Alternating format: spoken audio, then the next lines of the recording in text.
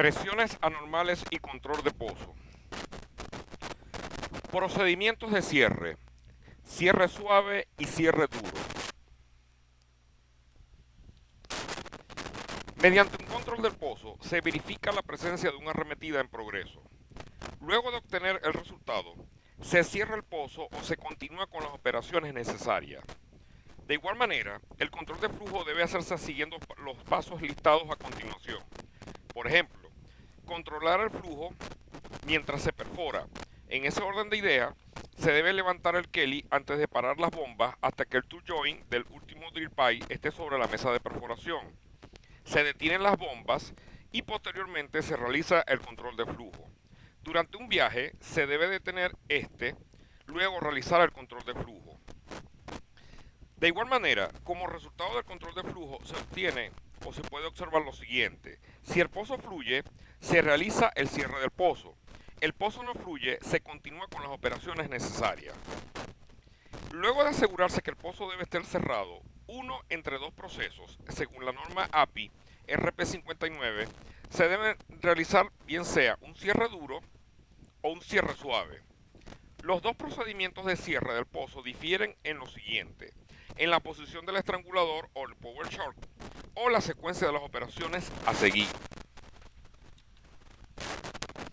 El cierre del pozo implica una serie de manipulaciones sobre el choque manifold. De hecho, el tipo de procedimiento lo elige la operadora y depende de la posición en que se encuentre el estrangulador. Es muy importante verificar periódicamente la disposición de las válvulas en el choque manifold, de acuerdo con el tipo de procedimiento. Al cerrar el pozo bajo presión, se corre el riesgo de fracturar la formación a la profundidad correspondiente a la zapata del revestidor. En cuanto al procedimiento, por ejemplo, para el cierre duro, se deben cerrar las válvulas BOP. Posteriormente, abrir la válvula hidráulica de la línea de choque. Luego, se registran las presiones balanceadas tanto del revestidor como de tubería y registrar la ganancia del volumen en tanque. Es importante tomar en cuenta que se debe verificar que el estrangulador se encuentre en posición de cierre. En cuanto al procedimiento del cierre suave, se debe abrir la válvula hidráulica de la línea de choque, luego cerrar el BOP, posteriormente cerrar completamente el estrangulador, luego registrar las presiones balanceadas y finalmente registrar la ganancia de volumen en tanque. Resulta importante que se debe verificar que el choque manifold se encuentre en la posición correcta para circular el fluido hacia las zarandas a través del estrangulador, mitad abierto. Posteriormente, al cerrar el pozo bajo presión, se corre el riesgo de fracturar la formación a la profundidad correspondiente a la zapata del revestidor.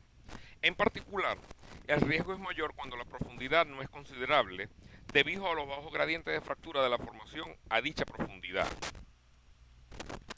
A continuación, se muestra un cuadro comparativo entre ambos procedimientos, donde se destacan tanto ventajas como desventajas. En el caso del procedimiento suave, entre las principales ventajas se tiene que se hace más fácil el control de las presiones del revestidor, minimizando el peligro de fractura bajo la zapata. Seguidamente, la apertura de la válvula hidráulica de la línea de matar el pozo o choke line nos permite, en ciertos paneles de control, mantener abierto el sistema de apertura automático del estrangulador. Y finalmente, la reducción del golpe de ariete debido al cierre inmediato. En cambio, el procedimiento duro, entre sus principales ventajas, se tiene que la operación toma menos tiempo, menor entrada de fluido de formación al pozo. De igual forma, al entrar menos fluido al pozo, se tendrá una menor presión de cierre a nivel del casing. Y es más fácil y rápido. En cuanto a las desventajas, podemos denotar que en el procedimiento suave existe un mayor riesgo de entrada al pozo de mayor volumen de fluido de formación, y en el procedimiento duro se corre gran riesgo de fracturar la formación bajo la zapata del revestidor. A continuación presentamos brevemente tres procedimientos de cerrar el pozo. En primer lugar, cierre del pozo mientras se perfora, que es la que vemos en este momento. Seguidamente presentamos el cierre del pozo durante los viajes con drill pipe o tubería de perforación.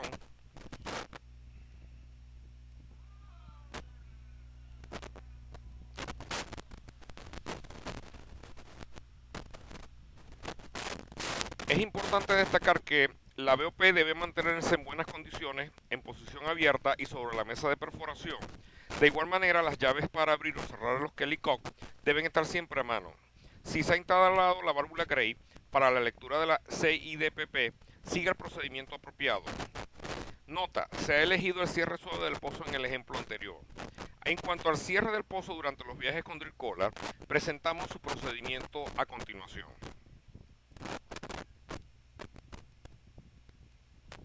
Ahora bien, al cerrar el pozo se debe tener en mente lo siguiente, notas importantes en relación a los procedimientos anteriores.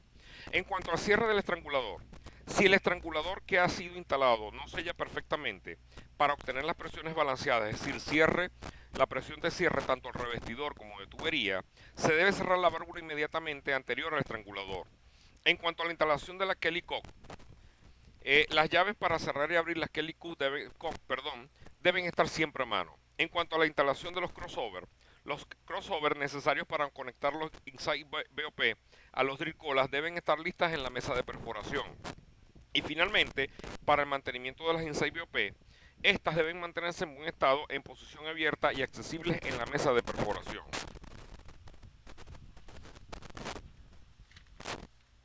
En cuanto al adiestramiento del equipo, podemos mencionar lo siguiente. Con el objetivo de mantener alto el nivel de eficiencia del equipo y de controlar que los procedimientos se lleven a cabo correctamente, se realizan ejercitaciones, drive, con cierta regularidad y con frecuencia. En cuanto a las ejercitaciones, se realizan sin previo aviso y el equipo tiene que enfrentarlas como si se tratara de una emergencia o de una situación real. Por ejemplo, el Peak Drive. La ejercitación consiste en la simulación de una variación del nivel en el tanque. Haciendo saltar manualmente los indicadores del nivel, se activa la señal de alarma y el equipo tiene que actuar inmediatamente en cuanto a los procedimientos previstos en función de la situación operacional. Ahora bien, la ejercitación es interrumpida por el supervisor antes de cerrar el pozo y se miden los tiempos empleados para comprobar la eficiencia del equipo, es decir, el tiempo empleado no debe superar el minuto. En cuanto a las BOP Drive, incluye todos los pasos del Peak Drive más el cierre del pozo. Inicialmente, esta ejercitación se lleva a cabo muy a menudo hasta que el tiempo de actuación descienda a un valor aceptable, como máximo de 2 minutos. Sucesivamente, el BOP Drive se repite semanalmente. Es importante acotar que la ejercitación cambia según la situación operacional de la siguiente manera, bien sea durante la perforación, cuando se esté realizando maniobras con el drill pipe, cuando se esté maniobrando con drill cola o con tubería fuera del pozo. Del mismo modo, basado en la situación sobre la que se activa el ejercicio, el equipo deberá proceder al cierre del pozo según el procedimiento correspondiente. En cuanto al stripping drive, el ejercicio consiste en el cierre del BOP con la tubería en el pozo y en hacerla bajar según el procedimiento de stripping. Esta prueba se efectúa después de la bajada del revestidor y antes de perforar el cemento. Adicionalmente, la duración de la prueba debe permitir la bajada de suficiente trecho de tubería, de tal manera que se pueda comprobar la eficiencia de los aparatos y que le permita a cada miembro del equipo aprender la propia tarea. En cuanto al choke al drive, la ejercitación que hay que llevar a cabo antes de perforar la zapata prevé que con el pozo cerrado y con la presión atrapada se bombee a través de la tubería a la capacidad prescrita, actuando sobre el choque para controlar la presión en el revestidor. Esta ejercitación tiene como objetivo entrenar al equipo para las operaciones en el choque. En cuanto al balanceo de presiones, es decir, tanto la presión de cierre tanto de tubería como revestidor, debemos indicar lo siguiente. Cuando ocurre una arremetida, las presiones en superficie se incrementan a tal punto que sumadas a sus respectivas presiones hidrostáticas, es decir, pH a nivel de la tubería y pH a nivel del revestidor, es decir, presión hidrostática, se obtiene una presión de fondo igual a la presión de formación. Llegando a dicho punto, ambas presiones se estabilizan en sus respectivos valores. Ahora bien, el tiempo necesario para que las presiones, en este caso la presión de cierre en tubería y la presión de cierre en el revestidor, lleguen a sus valores finales, se define como el tiempo de estabilización, generalmente de 5 a 10 minutos. Ahora bien, el incremento de la presión de superficie debe ser seguido atentamente y registrado de tal forma que se pueda reconocer el momento exacto en que la presión se estabilice. Los valores verdaderos de la presión de cierre a nivel de tubería y de revestidor a ser considerados para la posterior operación del control son aquellos registrados en el momento de estabilización. Ahora bien, el tiempo de estabilización luego de cerrar el pozo está relacionado con el flujo de formación y depende en gran medida de qué, del grado de permeabilidad de la formación, naturaleza y volumen del fluido de formación, así como la diferencia que existe entre la presión de fondo del pozo y la presión de formación.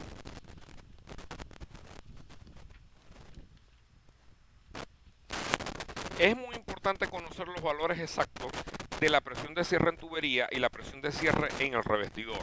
¿Por qué?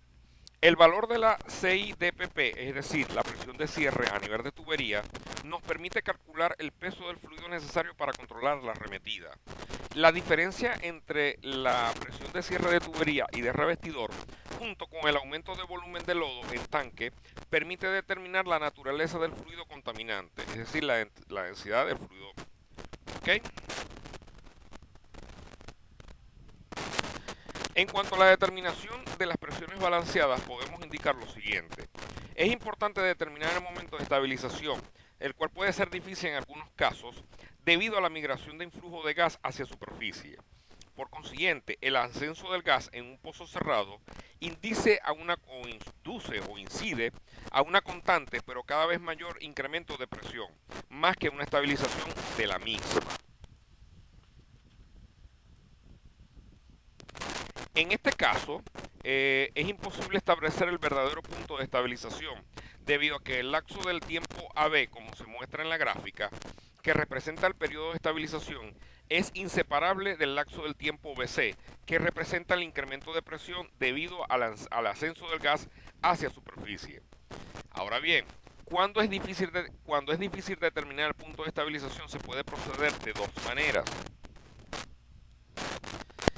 Primero, prolongando el tiempo de observación, es decir, con lecturas de presión frecuentes hasta que el incremento de presión tienda a estabilizarse, o interpolando los datos, tal como se presenta en la gráfica, en donde se determinan pares de valores correspondientes en cuanto a tiempo y presión de cierre de tubería, registrados con la máxima precisión posible.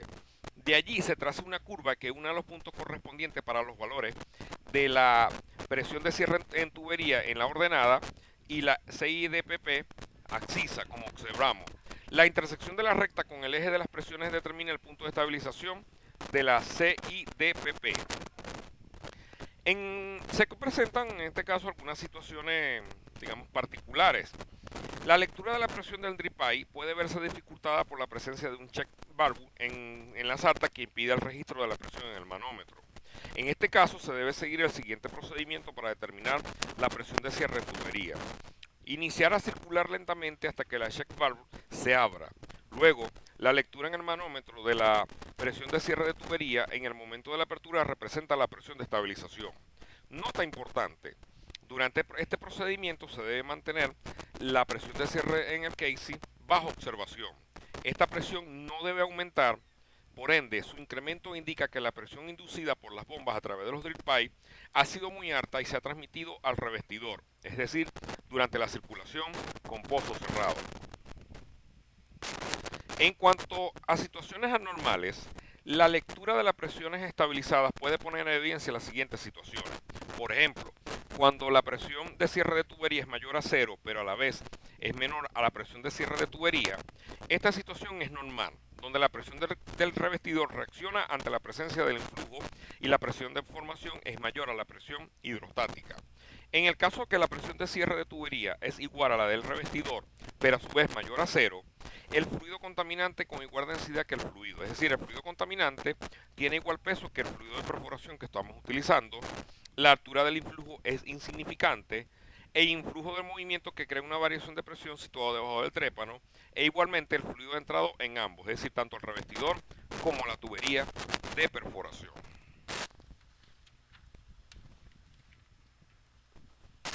Ahora bien, en el caso de que la presión de cierre de tubería es igual a cero, pero a la vez es menor a la del revestidor, una situación que puede presentarse en ciertos casos es el influjo por suaveo o debido a una excesiva pérdida de peso del fluido en el espacio anular debido al gas de perforación.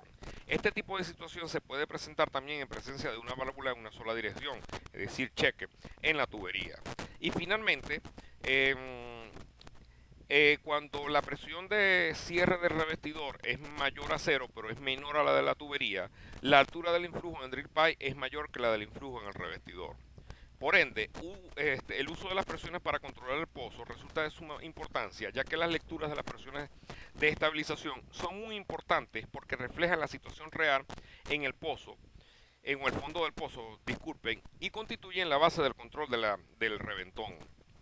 Por consiguiente, una presión de cierre en el revestidor constante al empezar la circulación garantiza a su vez una presión de fondo constante.